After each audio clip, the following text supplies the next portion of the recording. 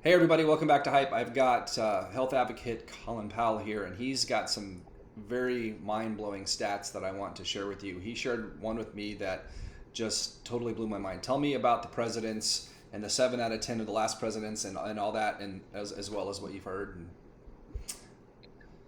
Okay. Well, yeah. So listen, I think that's a great question. The about was it last Friday or so?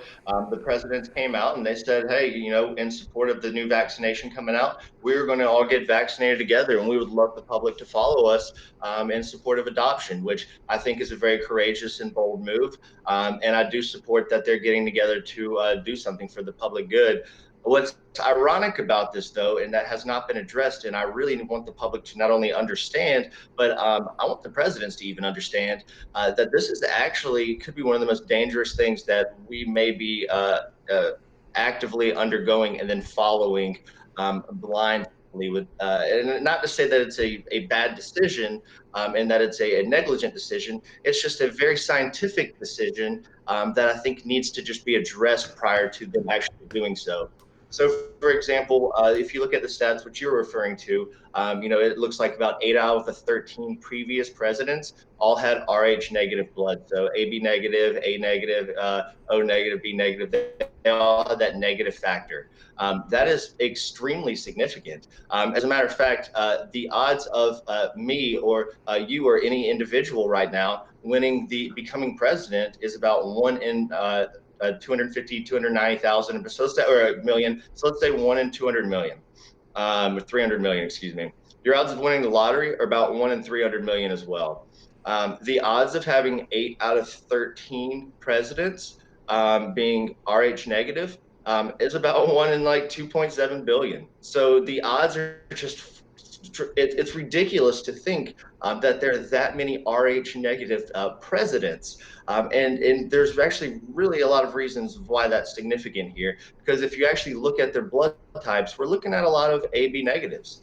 And that right there in itself is why I think that this is so important because for the past previous ones, it's reported that they have AB negative blood. So what's going to happen here is that they're going to get this vaccination and develop these antibodies within their blood, and they are no longer going to be eligible for blood or plasma donations. Why is that important?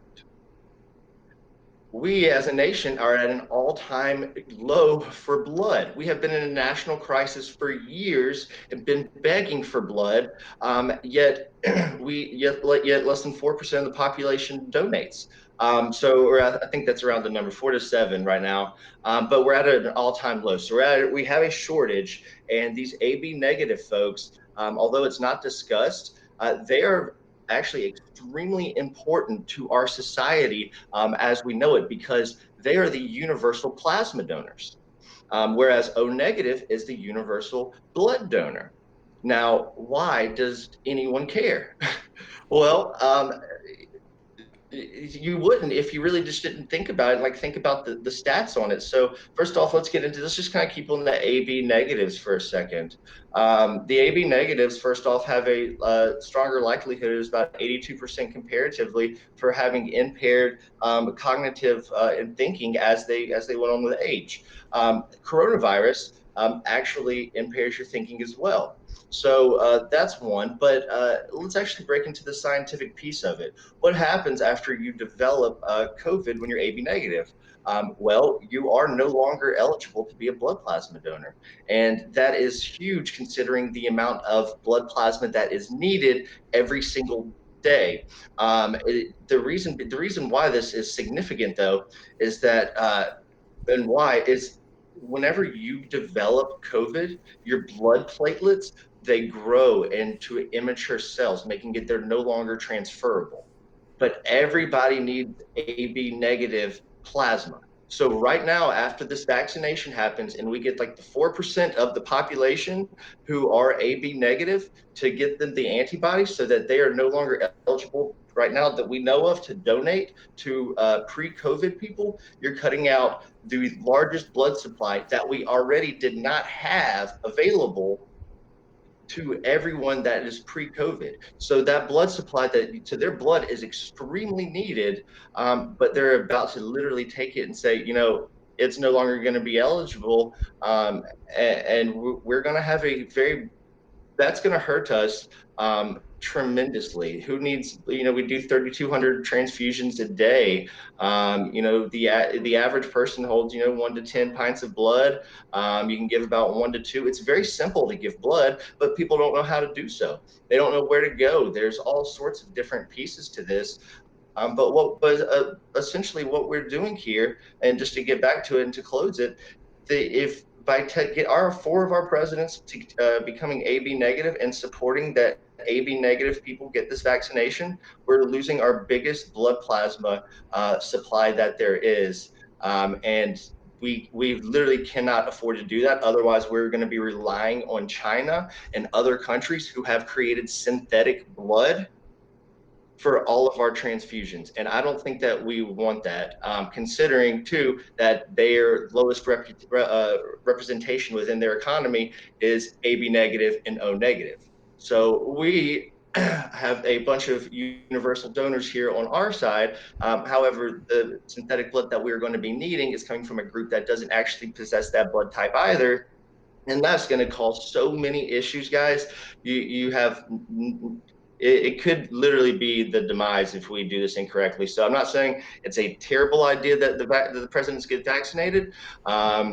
I'm just saying that we need to look into this a little bit further, because right now it's not safe, and there's a long-term effect on this that impacts the entire economy more than what they even realized. It's unbelievable. And I'm not a doctor or a scientist or a researcher, but that data to me is shocking, and I wanted to share it with folks. Everybody, as usual, validate the information that you hear any place. Double check with your closest advisors, your doctors, your healthcare workers. Believe what you need to believe, but at the end of the day, we want to bring you information that I haven't heard in mainstream media, and I wanted to make sure that we got it out to you in a timely manner. So this has been another special segment here at Hype. If you want extended content, check it out. If you want to hear other stuff that Colin Powell, our healthcare advocate, is being so graciously willing to share his time with, it's also there.